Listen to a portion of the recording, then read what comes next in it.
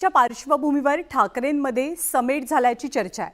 ठाकरे बंधूंमध्ये समेट झाल्याची चर्चा आहे। माहीम मतदारसंघात मनसेकडनं अमित ठाकरेंना उमेदवारी दिली जाईल अशी माहिती मिळते। अमित ठाकरे जर माहीममधनं लढले तर उद्धव ठाकरेंची शिवसेना त्यांच्या विरोधात उमेदवार देणार नाही अशी माहिती सूत्रांकडनं मिळते। तर वरळीमध्ये पुन्हा एकदा आदित्य ठाकरेच निवडणूक लढवतील। त्यांच्या विरोधात मनसेकडनं संदीप देशपांडेंच्या नावाची जोरदार चर्चा आहे। पण जर माहीममध्ये उद्धव बाळासाहेब ठाकरे शिवसेनेनं उमेदवार दिला नाही तर वरळीमध्ये सुद्धा मनसे आदित्य ठाकरेंच्या विरोधात उमेदवार उभा करणार नसल्याचं कळतंय। 2019 सालच्या विधानसभा निवडणुकीत आदित्य ठाकरेंनी वरळीमधनं पहिल्यांदा निवडणूक लढवलेली। त्यावेळेला सुद्धा मनसेनं आदित्य ठाकरेंसमोर उमेदवार दिला नव्हता। म्हणूनच आता उद्धव ठाकरेंची शिवसेना 2019 मधील सहकार्याच्या निमित्तानं ही परतफेड करेल अशी चिन्ह दिसतात। एकंदरीतच विधानसभा निवडणुकीत ठाकरे बंधूंमध्ये समेट घडत असल्याची चर्चा आहे।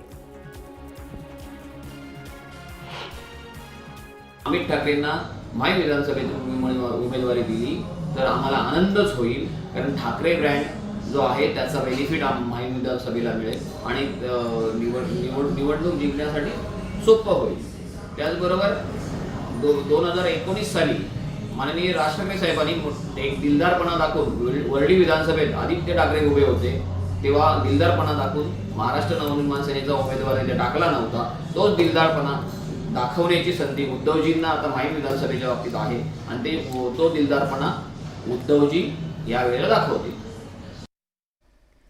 आणि ऐन निवडणुकीच्या तोंडावर शरद पवारांनी अजित पवारांना आणखी एक धक्का दिलाय।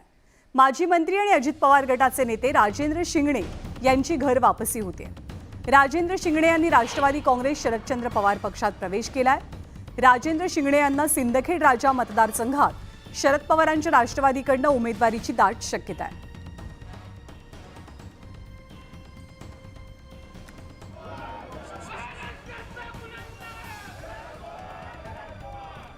तर लोकसभेप्रमाणे आता विधानसभा निवडणुकीत सुद्धा उपराजधानी नागपूरमध्ये काँग्रेसच्या सांगली पॅटर्नची जोरदार चर्चा सुरू आहे। काँग्रेसचे नाना पटोले आणि ठाकरे गटात विदर्भातल्या जागांवरनं झालेल्या वादानंतर आता नागपूरमध्ये काँग्रेसच्या गुप्त बैठकांचं सत्र रंगलंय। या गुप्त बैठकांमध्ये सांगली पॅटर्नची चाचपणी झाल्याची माहिती आहे। नागपूरमधल्या 6ही जागा लढण्यावरती काँग्रेसचे स्थानिक नेते ठाम दिसतात। त्यामुळे शरद पवारांच्या राष्ट्रवादीला पूर्व नागपूर आणि ठाकरेंच्या शिवसेनेला दक्षिण नागपूरची जागा सोडण्यास काँग्रेसचे नेते तयार नसल्याची माहिती आहे।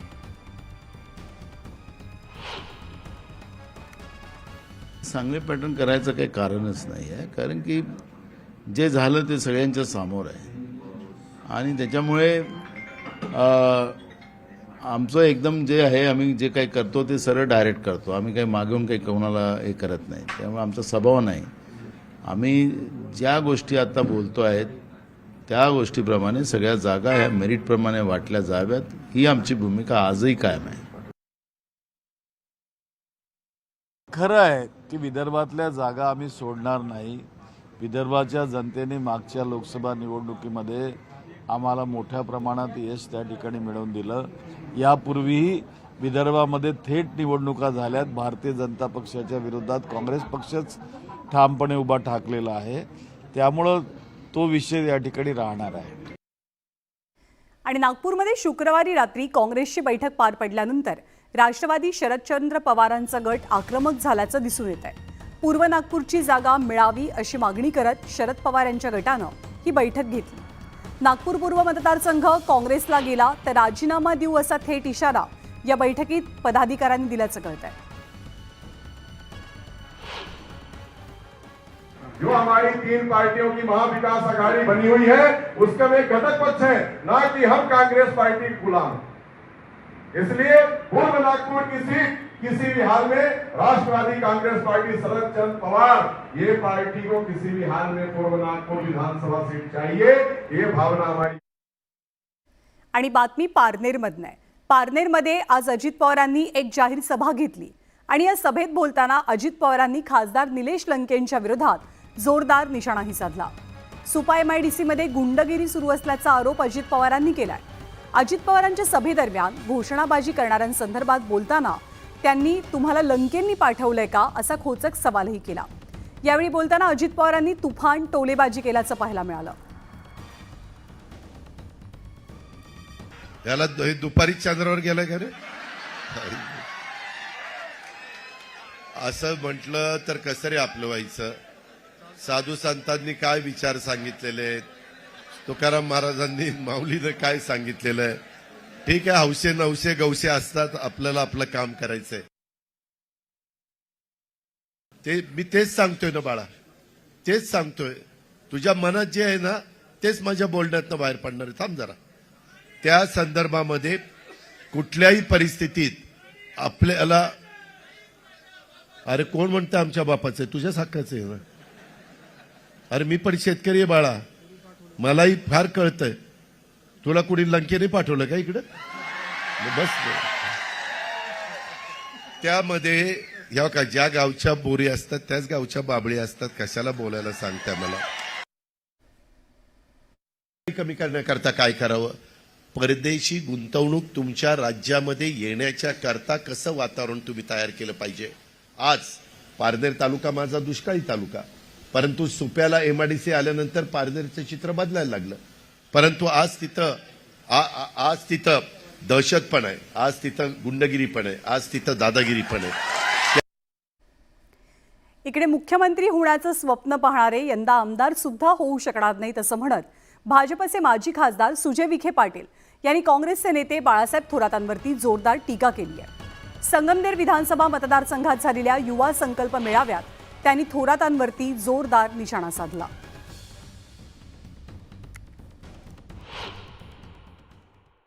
इथं जर निवडणूक लढवायची असेल तर तुम्ही अकार्यक्षम असल्याशिवाय तुम्ही इथं आमदार होऊ शकत नाही. तुम्हाला एखादा प्रश्न इतका लांबवता आला पाहिजे की 3 पिढ्या त्या प्रश्न सोडवणुकीची वाट पाहत तुम्हाला मतदान टाकतील. असं तुमच्यामध्ये काही गुण आहे का? फार अवघड झालं. हे जे आज या महाराष्ट्रामध्ये मुख्यमंत्री होण्याचं स्वप्न पाहत आहेत, हे आमदार झालेला सुद्धा अवघड झालेले आहेत. आजची सभा मुख्यमंत्री सोडा, यांच्या नावापुढे आमदार तरी राहतं का? मी तुम्हाला शब्द देतो की या ठिकाणी जर कोणी तुमच्यावर दहशत करायचा प्रयत्न केला, जर तुम्ही माझ्या एकाही कार्यकर्त्याला हात लावायचा प्रयत्न केला तर इथं येऊनच मी तुम्हाला गाडेल. हे पण तुझे एकही युवकाला, एकही कार्यकर्त्याला धक्का लागता कामा नये. आणि वादग्रस्त वक्तव्य केल्याप्रकरणी निवडणूक आयोगाकडून शिवसेनेचे आमदार संतोष बांगर यांना नोटीस पाठवण्यात आली आहे. त्यामुळे त्यांच्या अडचणींमध्ये वाढ होऊ शकते. मतदारांना आपल्याकडे आकर्षित करण्यासाठी किंवा आपल्याकडे आणण्यासाठी पैसे पाठवा असं बांगर म्हणाले. निवडणूक आयोगानं आमदार संतोष बांगर यांना याच वक्तव्याचा खुलासा सादर करण्याची नोटीस बजावली आहे अशी माहिती सूत्रांकडून मिळते. पुढच्या 24 तासात आमदार बांगर यांनी खुलासा सादर करावा असं या नोटिशीमध्ये नमूद आहे. दरम्यान संतोष बांगर या संदर्भात काय म्हणाले ते आपण पाहूया. त्यांना सांगायचं गाड्या करा, गाड्याला काय लागते ते तुम्हाला सांगतो की त्या पद्धतीने ताबडतोब त्यांना फोन पे काय जे काही असेल ते तुम्हाला सांगतो की पोहोचलं पाहिजे. आणि मराठा आरक्षणासाठी मनोज जरांगे पाटील यांनी पुन्हा एकदा आक्रमक पवित्रा घेतलाय. उपमुख्यमंत्री देवेंद्र फडणवीसांनी आरक्षणाचा तोंडचा घास पळवल्याचा आरोप जरांगे पाटील करतात. त्यामुळे भाजपचा सुपडा साफ करण्याचा इशारा त्यांनी दिलाय. तर जरांगे पाटलांनी माहिती घेऊन विधानं करावीत असा सल्ला भाजपकडनं दिला जातोय.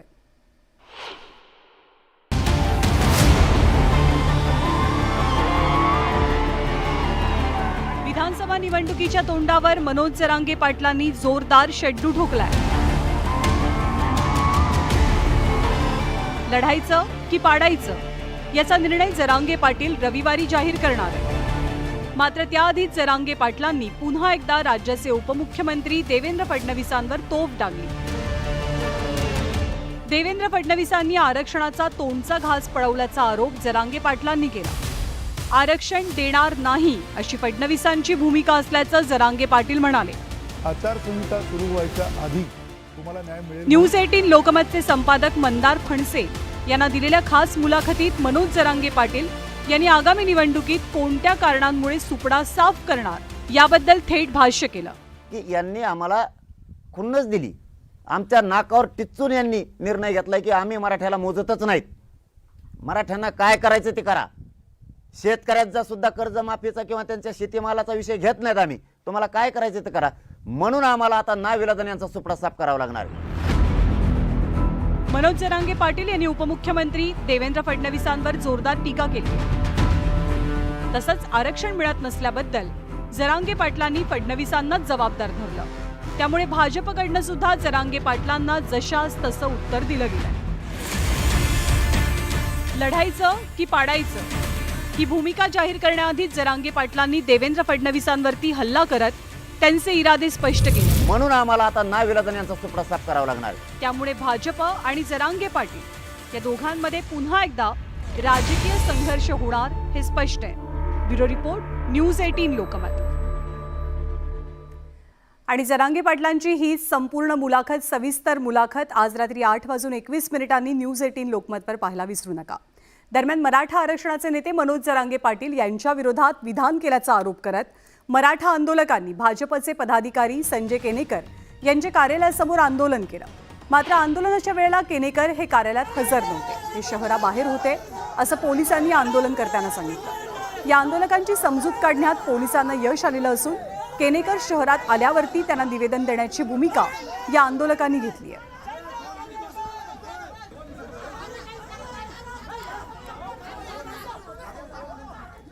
आणि ओबीसी नेते लक्ष्मण हाके यांनी आता शरद पवारांसह मनोज जरांगे पाटील यांच्यावर निशाणा साधलाय.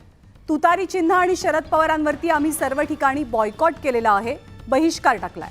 ओबीसींनी शरद पवार गटाला मतदान करायचं नाही असं ठरवल्याचंही लक्ष्मण हाके म्हणाले. महाराष्ट्रामध्ये हरियाणा पॅटर्न हवा असेल तर ओबीसींचा मुख्यमंत्री करा असं म्हणत हाकेंनी पवारांवरती निशाणा साधला. जरांगे यांच्यात हिंमत असेल तर त्यांनी 288 नाही फक्त 88च उमेदवार उभे करावेत आणि 8 निवडून आणावेत असं आव्हानही लक्ष्मण हाकेंनी जरांगेंना दिलंय.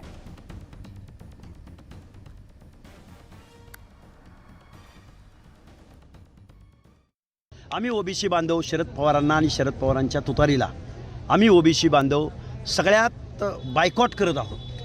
कुणाला मत द्यायचं नाही हे ठरवलंय तर आम्ही तुतारीला द्यायचं नाही असं ठरवलंय. कारण त्याचं कारण असं आहे की आमच्या हिताची भाषा शरदचंद्रजी पवार कधी बोलले नाहीत आणि जरांगे नावाच्या माणसाला ते सतत पाठिंबा देत आले. आणि 19 वर्षांनंतर घर वापसी केलेल्या राजन तेलींचं सिंधुदुर्गातल्या बांदामध्ये जोरदार स्वागत झालं. यावेळी पुन्हा एकदा तेलींनी केसरकरांवरती निशाणा साधला. सावंतवाडीमध्ये आता भाकरी फिरवण्याची वेळ आली आहे. थापा मारणाऱ्या आमदाराला घरी पाठवायला हवं असंही त्यांनी म्हटलं.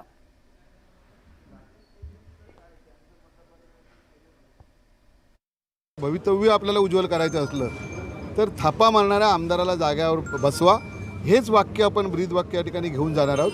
आणि मग त्याच माध्यमातून लोकांना हे पटवून देणार आहोत की 15 वर्षात केसरकरनी काय केलं हे तुम्ही एकदा कधीतरी त्यांना विचारा. आणि मग आता भाकरी परतण्याची वेळ या ठिकाणी आलेली आहे, ती परतावी. म्हणूनच आजचा जो आमचा सगळ्यांना बरोबर घेऊन जाण्याचा विषय, त्यात सगळे आघाडीचे आमचे घटक पक्ष आहेत. प्रकाश आंबेडकरांचे चिरंजीव आणि युवा नेते सुजात आंबेडकर यांनी वाशिमच्या आसेगावमध्ये वंचितच्या उमेदवार मेघा डोंगरे यांच्या प्रचार सभेला हजेरी लावली. यावेळी बोलताना त्यांनी थेट मनसे अध्यक्ष राज ठाकरेंवर टीका केली आहे. मुस्लिमांसाठी फक्त वंचित बहुजन आघाडी लढतेय. ते म्हणतात की आम्ही मोठमोठे स्पीकर लावू, भोंगे लावून त्यावर हनुमान चालीसा वाजवू. मात्र त्याला विरोध करून मनसे अध्यक्ष राज ठाकरेंचा भोंगा उतरवण्याचं काम वंचितचे कार्यकर्ते करतील असं सुजात आंबेडकरांनी म्हटलंय. त्यांच्या टीकेमुळे आता वंचित आणि मनसे यांच्यात वाद उपस्थित होण्याची शक्यता आहे. सुजात यांच्या टीकेला मनसेकडनंही चोख प्रत्युत्तर दिलं गेलंय. उसके सामने हम बड़े-बड़े स्पीकर लगा के भोंगों पे हनुमान चालीसा लगाएंगे तो उसको विरोध करने का काम और राज ठाकरे का भोंगा उतारने का काम सबसे पहले वंचित बहुजन आघाड़ी के कार्यकर्ता. हिंदुत्वाचा भोंगा वाजवण्याचं व्रत सन्माननीय राजसाहेब ठाकरे यांनी स्वीकारलेलं आहे आणि हे व्रत हा हिंदुत्वाचा भोंगा वाजवण्याला कुणीही थांबवू शकत नाही. आणि यानंतर एक वेगळी बातमी सांगलीत नाही. सांगलीच्या आटपाडीमध्ये आज अनेकांना अचानक धनलाभ झाला. ओढ्यामधनं चक्क 500-500च्या नोटा वाहत आल्या आणि या नोटा गोळा करण्यासाठी नागरिकांची तुफान गर्दी झाली. आता या 500च्या नोटा या ओढ्यामध्ये आल्या कुठून याचं गूढ मात्र कायम आहे.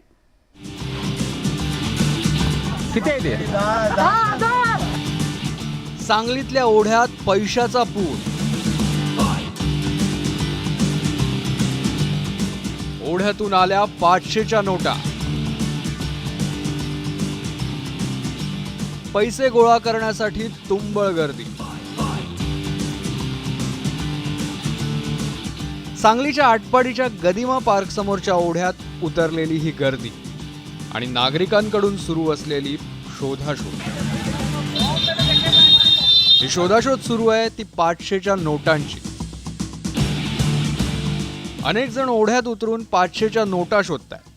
यातल्या अनेकांना ओढ्याच्या पाण्यातून वाहून आलेल्या 500च्या नोटा सापडल्या.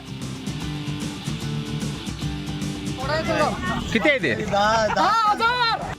बाजार सोडून सगळं पैसेच बघायला लागले तिथे. अजून किती जणांना सापडलेत काय? दोघा ठिकाणी 2-3 बंडल सापडलं. 500च्या नोटा शोधण्यासाठी लोकांची गर्दी झाली होती, तर ओढ्याच्या किनाऱ्यावर बघणाऱ्यांची ही मोठी गर्दी होती. जुन्या नवीन अशा 10,290 रुपयांच्या नोटा मिळून आलेल्या आहेत. सदर नोटा ह्या पोलिसांनी जप्त करण्यात आलेल्या आहेत. तसेच अज्ञात आरोपी विरुद्ध जुन्या नोटा बाळगल्या प्रकरणी स्पेसिफाईड बँक नोट ॲक्ट 2017 अंतर्गत गुन्हा दाखल करण्याची प्रक्रिया सुरू आहे.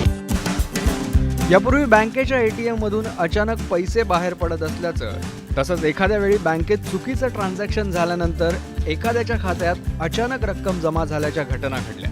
मात्र ओढ्यातून पैसे वाहत आल्याची ही विरळच घटना आहे. आता या ओढ्यात 500च्या नोटा नेमक्या आल्या कुठून?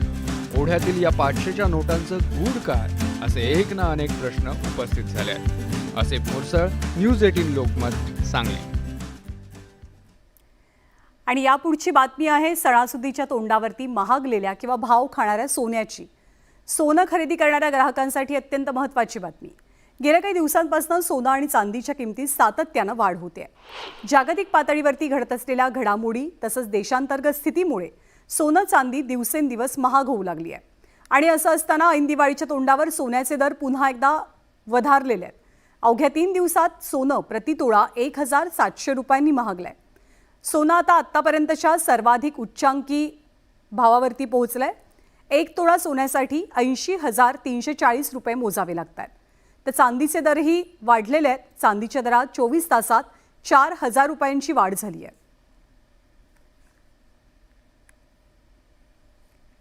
आतापर्यंत बातम्यांचा आपण सविस्तर आढावा बघितलेला आहे. महाराष्ट्राच्या विविध जिल्ह्यांमधनं सुद्धा आपल्याला बातम्यांचा आढावा घ्यायचा आहे. परंतु प्रत्येक बातमीचे ताजे अपडेट जाणून घेण्यासाठी न्यूज 18 लोकमतच्या यूट्यूब, ट्विटर आणि फेसबुक पेजला फॉलो करायला विसरू नका. महाराष्ट्रामध्ये निवडणुकांच्या पार्श्वभूमीवरती प्रत्येक जिल्ह्यात घडामोडी घडू लागलेल्या आहेत. विविध जिल्ह्यांमधली राजकीय समीकरणं काय असतील, कोण कोणत्या पक्षातनं कुठे उडी मारतोय, या सगळ्या घडामोडींचा आढावा पुढच्या अर्ध्या तासात आपल्याला घ्यायचा आहे. सुरुवात करूया महत्त्वाच्या बातम्यांनी. महत्त्वाच्या